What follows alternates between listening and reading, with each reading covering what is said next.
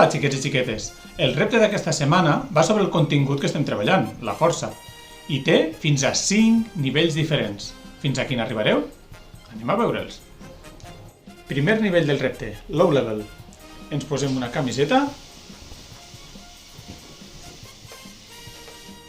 ens col·loquem d'esquenes a la paret i fem 2 passes, una i dues. Ens girem cap a la paret, ens deixem caure i ens apoyem contra la paret i ara el que hem de fer és treure'ns la camiseta. Farem la camiseta sense posar-nos de peu